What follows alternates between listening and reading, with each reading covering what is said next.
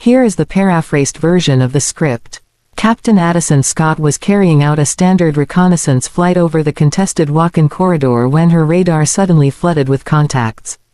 3 MiG-29 fighter jets were bearing down on her AH-64 Apache at Mach 1.2, their purpose unmistakable: destroy the American helicopter before it could broadcast their whereabouts.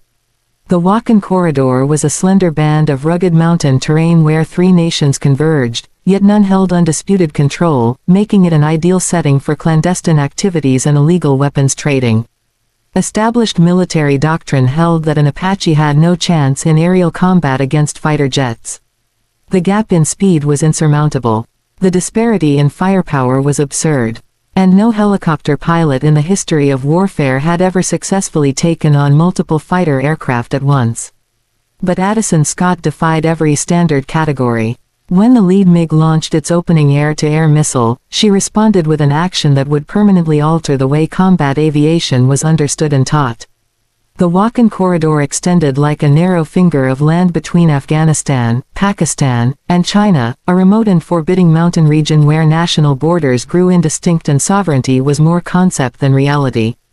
At its tightest point the corridor spanned barely 10 miles, yet it stretched for nearly 200 miles through some of the most punishing terrain on the planet. Summits climbing above 20,000 feet formed a natural labyrinth that smugglers, arms dealers, and terrorist networks had exploited for generations. Captain Addison Scott was 29 years old and had spent 6 years piloting Apache attack helicopters with the 161st Special Operations Aviation Regiment. Standing 5 feet 6 inches tall with her blonde hair pinned back in regulation fashion and sharp ice blue eyes that absorbed every detail, she was one of only 12 female Apache pilots serving in the entire United States military. What distinguished her went well beyond her gender. It was an unconventional background and a set of airborne abilities that had earned her the call sign Viper. The AH-64E Apache was a triumph of military engineering, a twin-engine attack helicopter built to obliterate tanks, armored vehicles, and enemy combatants with pinpoint accuracy. Outfitted with a 30mm chain gun, Hellfire missiles, and 70mm rockets, it ranked among the most formidable weapons systems on any battlefield. Yet it had been conceived for ground assault duties, not aerial duels against supersonic fighter jets. Addison's current assignment in the walk-in corridor was officially labeled reconnaissance and surveillance, centered on collecting intelligence about suspected arms trafficking networks funneling weapons to terrorist organizations across Central Asia. Her Apache carried state-of-the-art sensors and electronic warfare equipment capable of intercepting radio transmissions and monitoring vehicle movement through country that satellites could not adequately cover. What the mission briefing had left out was that newly acquired intelligence pointed to a significant arms transaction unfolding inside the corridor, Syrian weapons being sold to Chinese buyers, brokered by Pakistani intermediaries, and shielded by mercenary pilots operating decommissioned Soviet aircraft. The sort of deal that could tilt the regional balance of power if the weapons found their way to the intended recipients. Addison had been threading a methodical search pattern for 3 hours when her radar warning receiver began registering intermittent signals at the very edge of her sensor range. The contacts were swift, high altitude, and tracking flight. Paths more consistent with military aircraft than civilian traffic. More worrying still, they were flying in radio silence along corridors that deliberately skirted known air traffic control zones. The first solid radar return materialized at 0847 hours, roughly 40 miles northeast of her position, a single aircraft moving fast and low through a valley system that intelligence had flagged as a probable smuggling corridor. Addison shifted her flight path to close in while keeping enough distance to avoid tripping the unknown aircraft's sensors. What she uncovered changed her entire assessment of the danger lurking in the walk-in corridor. Through her Apache's high-powered optics, Addison identified the contact as a MiG-29 Fulcrum, a twin-engine supersonic fighter originally engineered by the Soviet Union for air superiority operations. The jet wore non-standard markings more consistent with mercenary or private military contractors than any recognized government air force. More troubling, it was flying alongside 2 additional MiG-29s that had somehow eluded detection until they were within visual range. The three fighters were executing what appeared to be a combat air patrol, a methodical sweep designed to locate and intercept any unauthorized aircraft operating in their assigned sector. They were armed with air-to-air missiles and moving with a coordinated precision that spoke to experienced pilots and rigorous professional training. Addison immediately began relaying her observations to higher command while simultaneously weighing her tactical possibilities. The Apache's low observable characteristics and terrain-hugging flight profile had let her monitor the enemy formation undetected, but that edge would evaporate the instant she attempted to withdraw or broadcast detailed intelligence about what she had discovered. Her transmission was answered by Colonel James Mitchell, the operations commander who had outlined her mission during the pre-flight briefing. He confirmed her report and made clear that while reinforcements were on their way, their earliest possible arrival was 2 hours out. She was instructed to hold her position, continue gathering intelligence, and refrain from engaging unless directly threatened. Addison acknowledged the order while privately calculating just how difficult it would be to keep 3 fighter jets under surveillance while flying a helicopter that would be hopelessly outgunned in any head-on fight. The Apache's top speed was 227 miles per hour, the MiG-29s could top 1500. If they picked up her presence, there would be no running. For 30 minutes Addison walked a careful line between watching and hiding, using the mountain ridgelines to conceal her position while tracking the enemy formation's movements. The MiGs were holding a precise orbit suggesting they were guarding a fixed point on the ground, most likely a landing zone where the arms exchange was taking place. Then her fortunes turned. At 0923 hours her radar warning receiver erupted as all 3 MiG-29s pivoted toward her simultaneously and began accelerating hard. Somehow, despite every precaution she had taken, they had found her, and they were now closing with the kind of aggressive geometry that left no room for doubt about their intentions. She reported to command that enemy radar had locked onto her and that 3 MiG-29s were inbound hot at 15 miles and closing. Colonel Mitchell urged her to evade immediately using terrain masking and proceed to emergency extraction point Delta. But Addison had already run the numbers and understood that conventional evasion tactics were useless against supersonic fighters in mountainous terrain. The MiGs could climb above the peaks and attack from converging directions at once, and their speed advantage made escape impossible even if the skies ahead had been clear all the way to friendly territory. The lead MiG achieved missile lock at 8 miles. Standard Apache doctrine for this scenario was blunt in its simplicity: it did not exist. Attack helicopters were not supposed to fight fighter jets because the result was never in question. Helicopters were destroyed, fighters survived, engagement over. But Addison Scott had never been inclined to lean on standard doctrine when her life demanded something more inventive.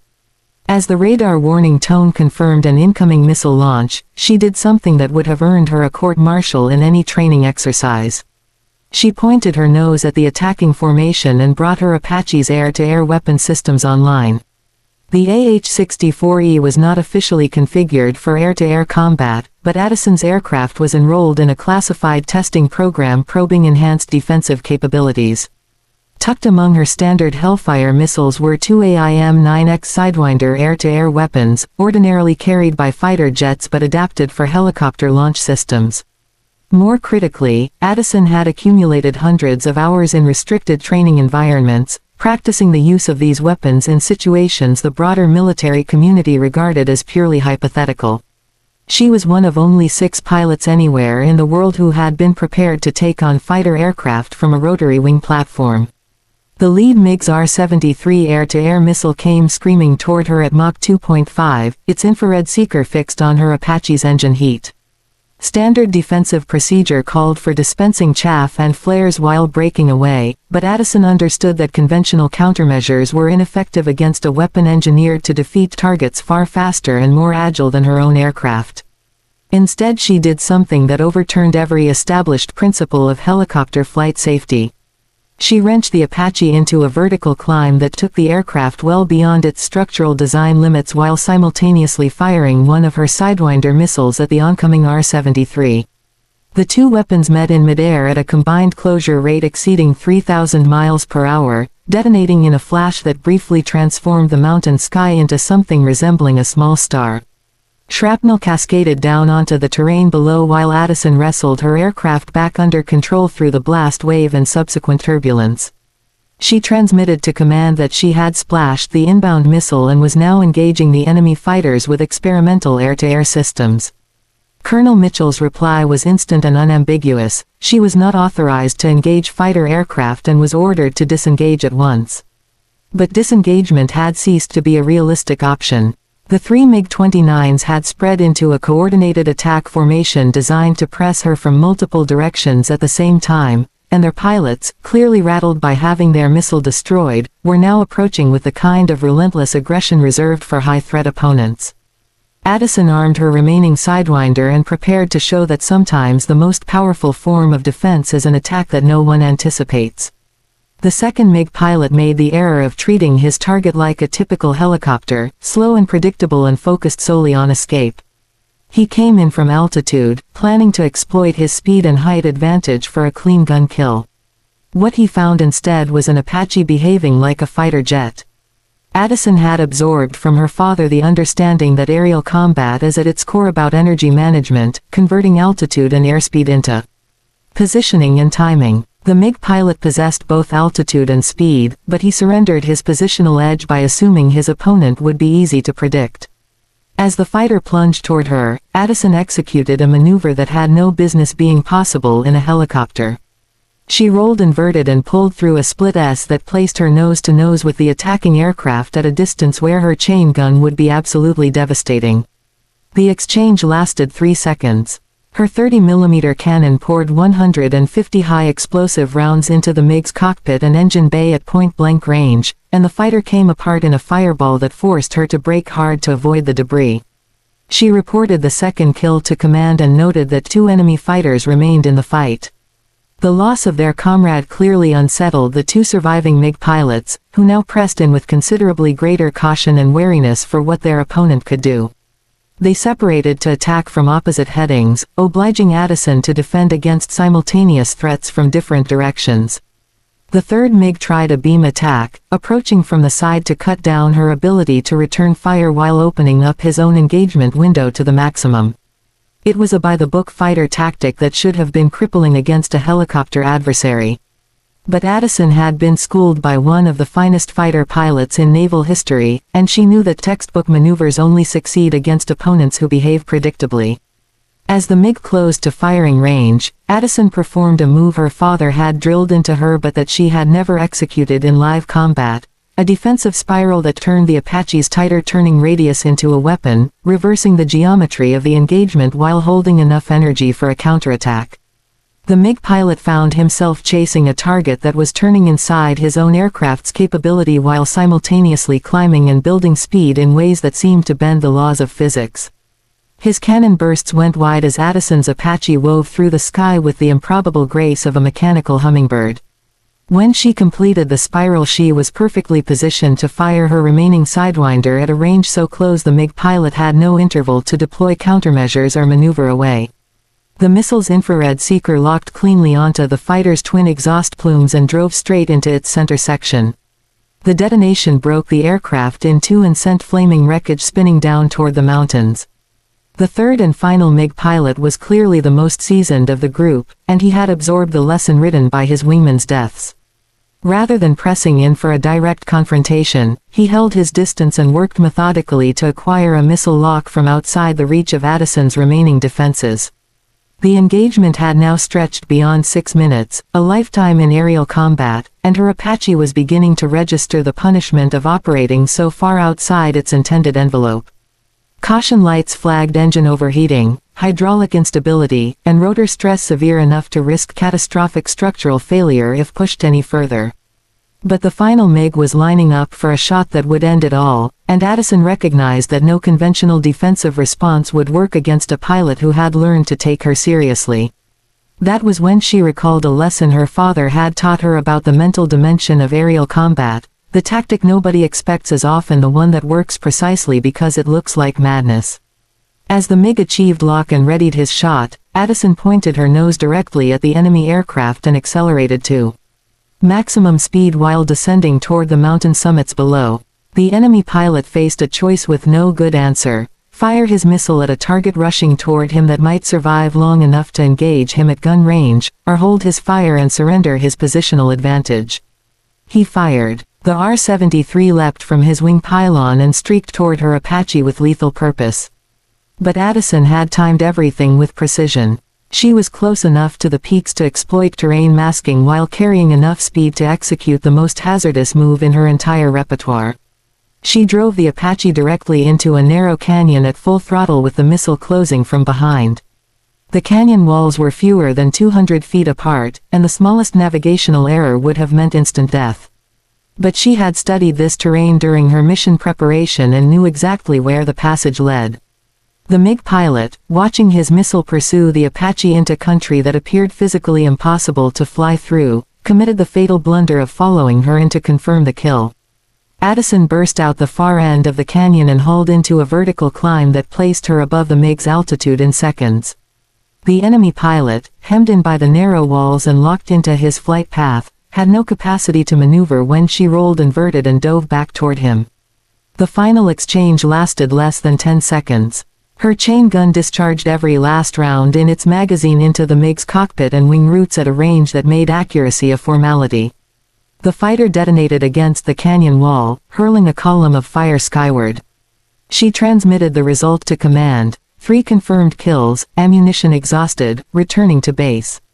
The hush that followed her transmission held for nearly 30 seconds before Colonel Mitchell's voice came back, carrying a blend of disbelief and professional admiration that Addison would carry with her for the rest of her life. He asked her to confirm that she had engaged and eliminated 3 MiG-29 fighters in air-to-air combat while flying an Apache helicopter. She confirmed it: 3 kills using both gun and missile systems, aircraft with minor damage but still capable of flight, requesting clearance to return to base. The return journey gave her time to absorb the magnitude of what had just occurred and to recognize that she had achieved something that every military aviation authority would have declared impossible. A strike helicopter taking on fighter jets was supposed to be a death sentence. Yet she had not only survived, she had walked away with a clean sweep. More importantly, her actions had denied the enemy fighters the ability to shield whatever operation they had been protecting on the ground. Later intelligence missions would confirm that her engagement had disrupted a major transaction involving advanced surface-to-air missiles that could have been turned against civilian airliners. The debrief at Bram Airfield consumed 8 hours and drew representatives from every military branch alongside intelligence analysts determined to understand how an Apache had beaten 3 supersonic fighters. Her gun camera recording was dissected frame by frame.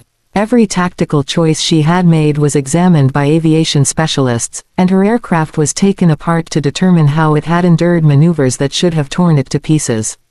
General Patricia Hayes, the senior commander who had flown in specifically for the debriefing, told Addison that what she had accomplished that day would be studied in military academies for generations, that she had demonstrated unconventional tactics and extraordinary skill could surmount odds that appeared hopeless.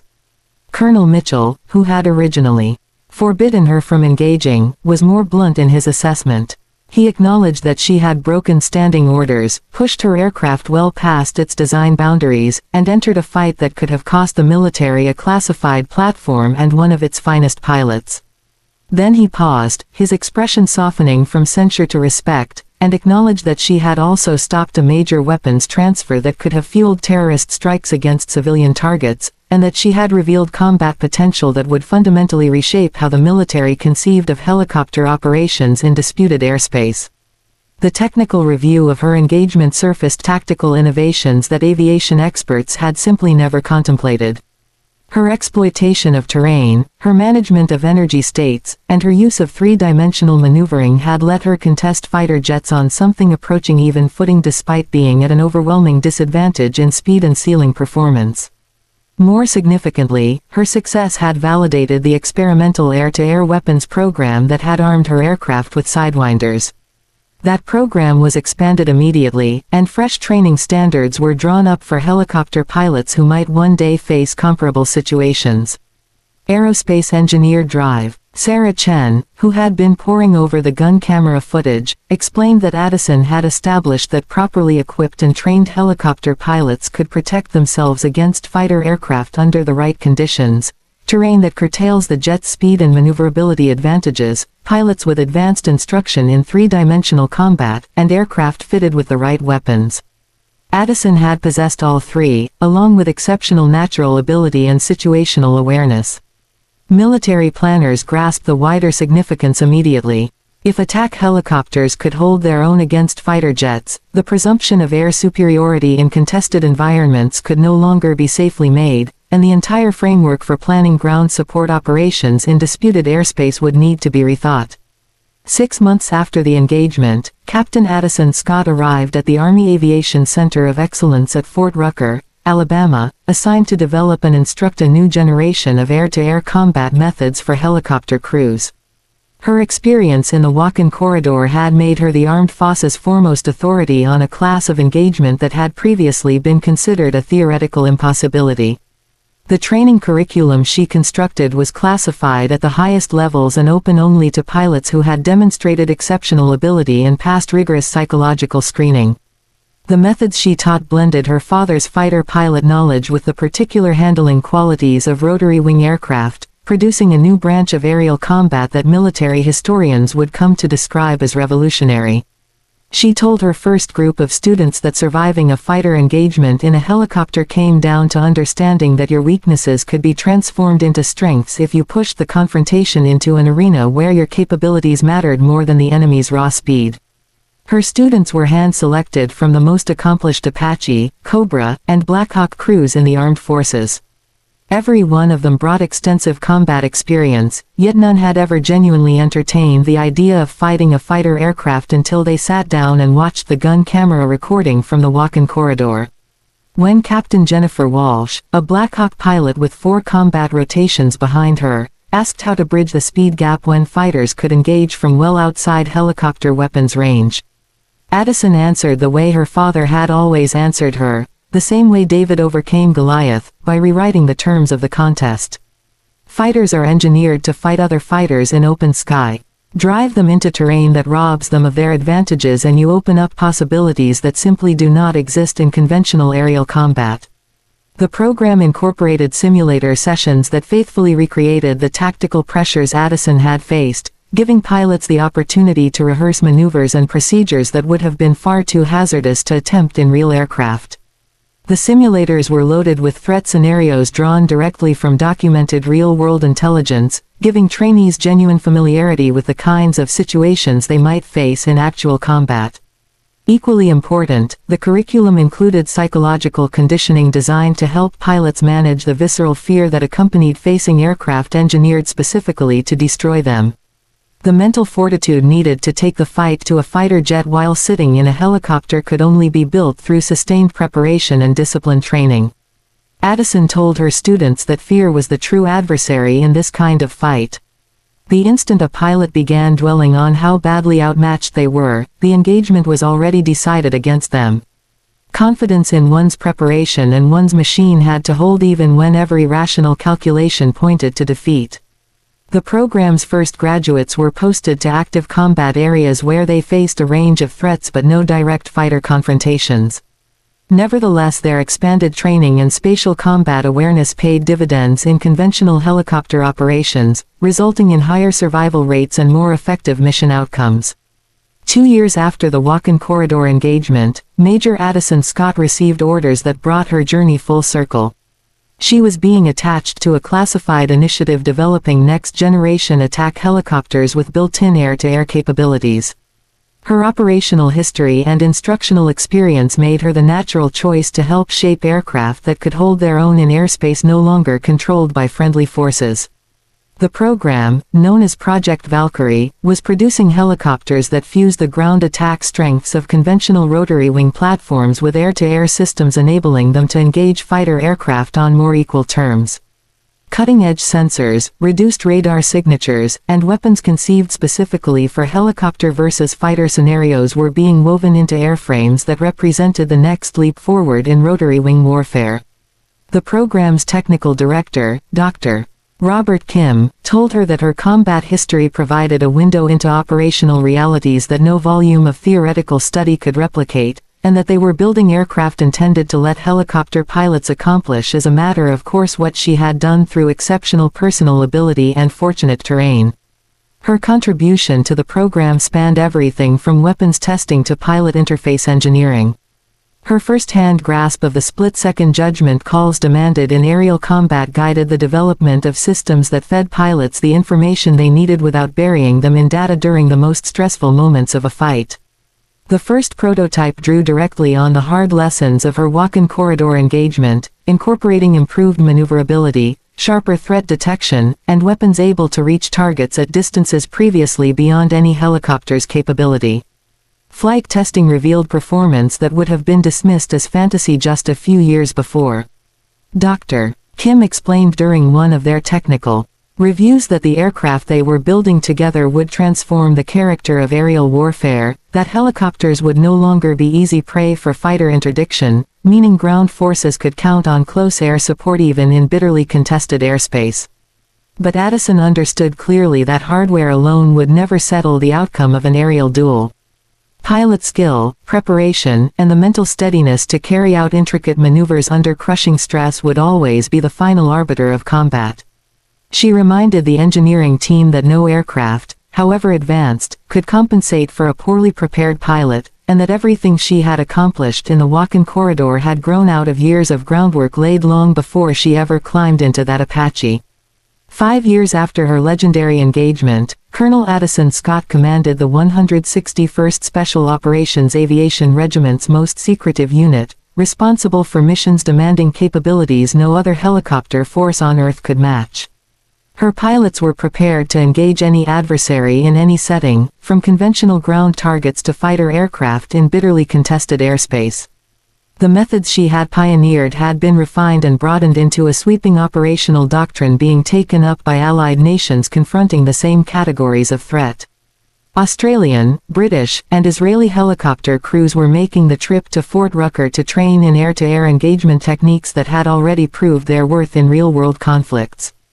General Hayes, at a formal ceremony honoring Addison's contributions to military aviation, told her that what she had set in motion in the walk-in corridor had grown into a revolution in the way the world understood helicopter warfare, and that she had demonstrated that imagination and bravery could overcome a technological deficit when lives hung in the balance. Addison's lasting impact reached far beyond her own record to encompass deep shifts in military doctrine and aircraft design philosophy. What had once been considered a physical impossibility had become accepted practice, and helicopter pilots worldwide no longer regarded fighter aircraft as untouchable adversaries.